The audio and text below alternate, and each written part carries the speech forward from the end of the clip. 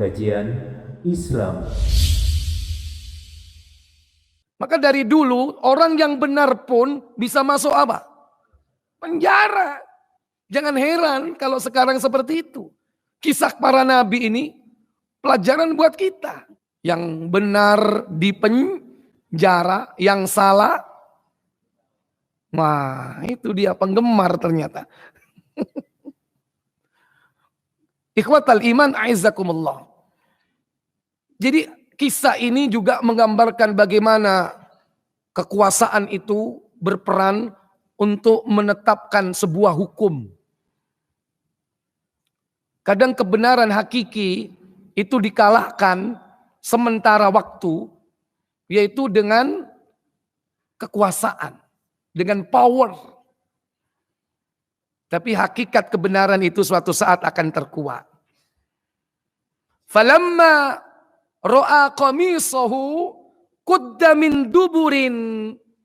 Maka tatkala suami wanita itu Al-Aziz melihat baju Yusuf terkoyak di belakang, maka Al-Aziz pun berkata, innahu min kaidikun.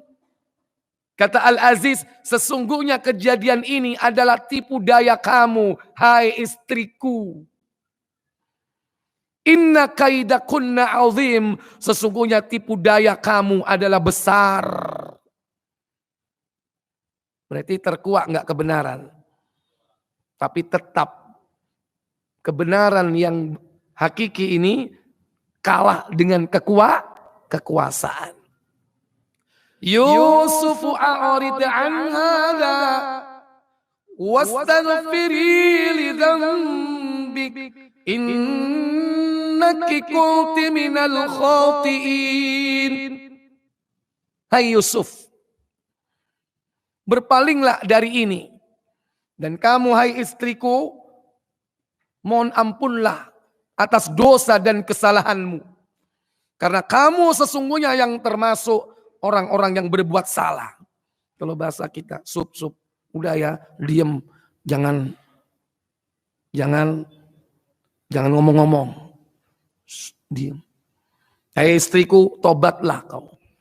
Ini suami bijak juga enggak? Tapi itu tidak lama. Karena nanti kekuasaanlah yang berbicara. Yusuf akhirnya meringkuk di dalam penjara. Baik Bapak Ibu saudara sekalian. Malam ini kita hanya membahas kisah Yusuf sebelum di penjara. Dan nanti kita akan lanjutkan di waktu yang akan datang.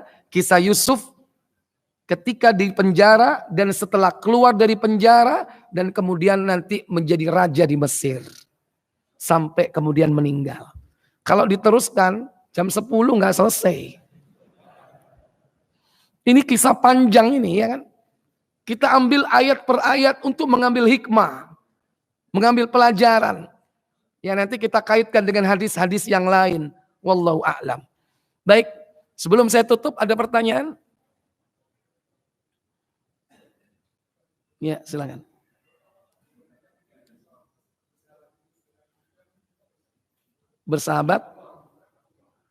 Bersahabat karena Allah. Ya. Kalau kita sudah punya sahabat, kita pilih orang yang jadi sahabat kita. Dan itu merupakan salah satu tuntunan sunnah untuk mencari sahabat qorib, sahabat dekat. Karena Nabi mencontohkan antara beliau dan Abu Bakar As-Siddiq. Di mana beliau ada, Abu Bakar ada.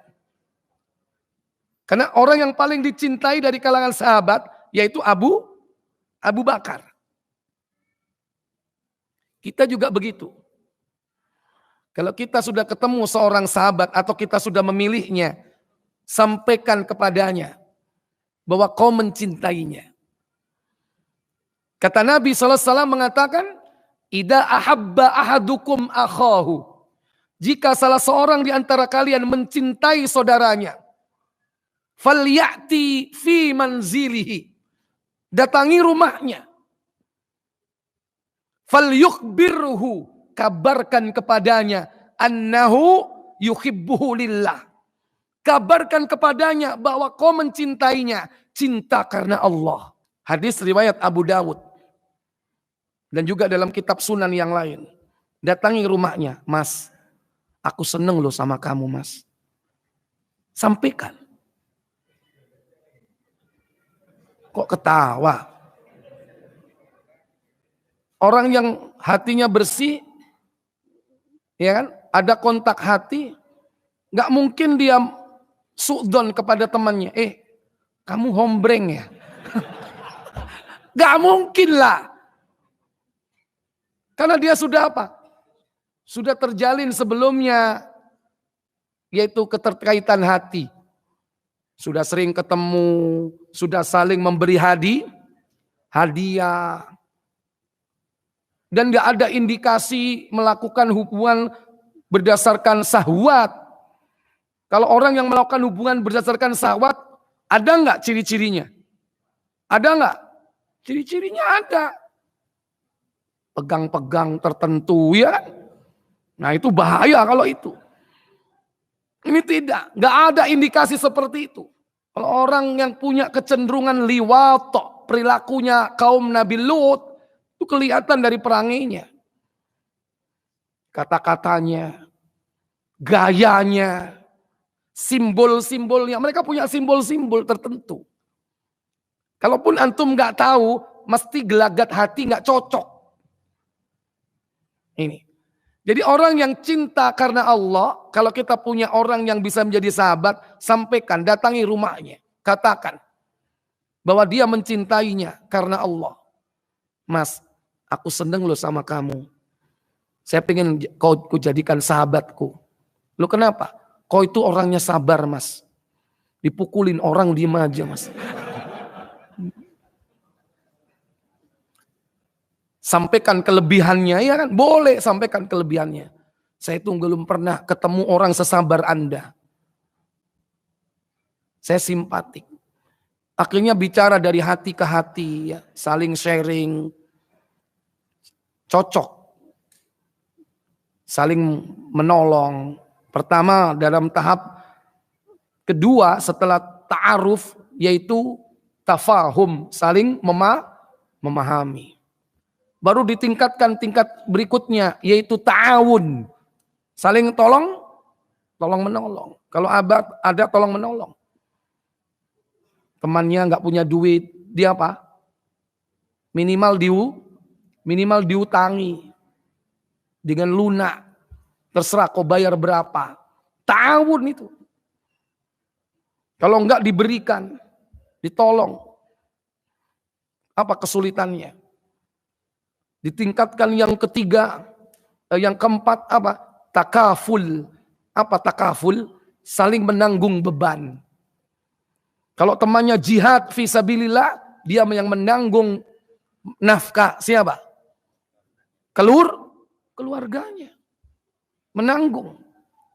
Syukur-syukur kalau dia berani. Bang, aku pesan bang ya. Kalau aku mati, nikahi istriku bang. Hebat gak kalau sudah seperti itu? Ingat sahabat Muhajirin dan Ansor kan? Dia cinta mencintai, sudah nggak melihat harta. Sudah tidak melihat yang lain. Kecuali mereka cinta karena Allah. Sampai ada sahabat yang nggak punya istri, ditawari istri. Abdurrahman bin Auf. Nggak punya pekerjaan, ditawari pekerjaan. Nggak punya istri, sahabat Ansor yang punya istri lebih dari satu, dia rencana mau cerai dan dikasihkan Abdurrahman bin Auf. Abdurrahman bin Auf menolak. Enggak. Tunjukkan pasar tanah Madinah. Ya kan, bukan Tanah Abang ya. Tanah Madinah. Di mana suk pasar. Kepiawaiannya dalam jual beli berbisnis luar biasa. Enggak lama Nabi ternyata bau harum. Dari mana kok Abdurrahman bin Auf kok bau wangi? Aku baru menikah wahai Rasul. Loh, kau sudah menikah dengan wanita Ansor. Apa maharmu? Emas sebesar biji kurma. Lumayan enggak? Baru enggak lama bisnis sudah punya untung nikah. Dan itu jalannya rizki dengan menikah. Karena ada tanggungan, Allah buka rizki dari pintu yang lain. Melalui istri. Jangan ketawa loh, yang belum beristri. Buka rizki yang lain. Nah ini. Tapi kau sudah membuat walimah enggak? Belum. Buatlah walimah walaupun dengan seekor kambing. Kambing lagi. Ya, ikhwatal iman. Jadi kalau kita mencintai seseorang, sampaikan kepadanya. Apa manfaatnya? Satu, untuk menguatkan hubungan itu. Sehingga ketika ada orang ketiga merusak hubungan kita, dia tebar fitnah. Oh, kamu katanya begini-begini. Siapa yang bilang? Itu. Nah, nggak mungkin. Nggak mungkin dia seperti itu. Karena dia datang langsung kepadaku mengatakan bahwa dia senang sama saya. Nggak mungkin. Aku nggak percaya kamu. Kecuali aku harus tahu dari mulut dia. Kenapa? Ucapan itu menguatkan persaudaraan dan hubungan cinta kita antar saudara sama muslim. Karena kita tahu dari mulutnya sendiri.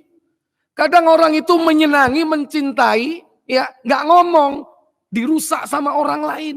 Akhirnya jauh. Karena setan itu berusaha untuk apa?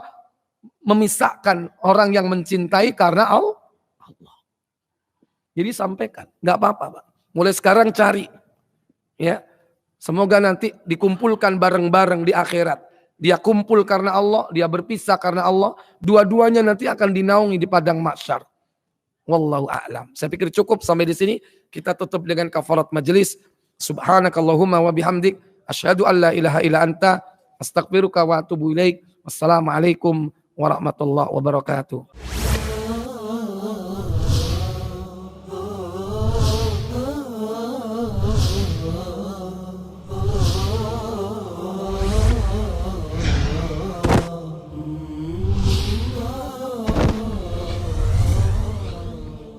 Kajian Islam.